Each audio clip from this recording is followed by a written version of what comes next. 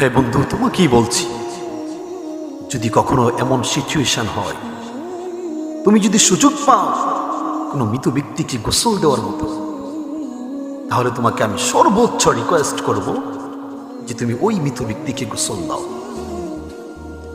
সেটা যদি তোমার চাচা হয়, কিংবা আত্মীয়, দাদা, ভাই, বন্ধু, এমন কেউ যদি মৃত্যুবরণ করে, আর তুমি যদি ওই সুযোগটা পাও, তাহলে তুমি সর্বোচ্চ চেষ্টা করবা ওই সুযোগটা কাজে লাগানোর জন্য।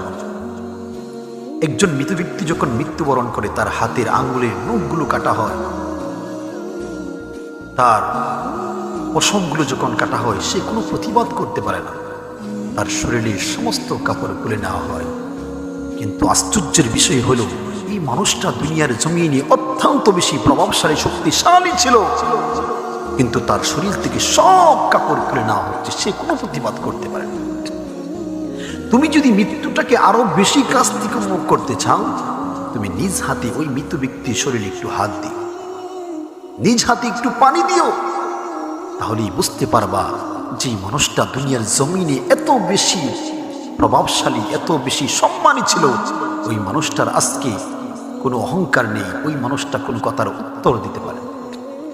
যদি মৃত্যুটাকে আরো বেশি কাছ থেকে উপভোগ করতে চাও, তাহলে যদি সম্ভব হয়, নিজের পিতার লাশটা নিয়ে একটু কষ্ট করে তুমি কবরের মধ্যে নামার চেষ্টা করবা।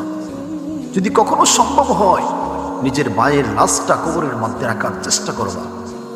নিজ হাতে যদি আপনজনদের লাশ কবরের মধ্যে নামাও, তাহলেই বুঝতে পারবা যে কবর কত সংকীর্ণ, কবর কত ভয়ানক।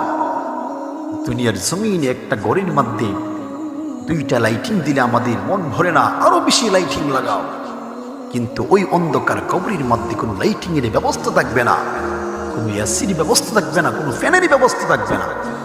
একটু চিন্তা করো, মৃত্যুর পূর্ব প্রস্তুতি যদি নিতে চাও, সবাইকে বলবো, যদি সম্ভব হয়, জীবনে একবার হলেও আত্মীয় স্বজনের কবরের মধ্যে নামো।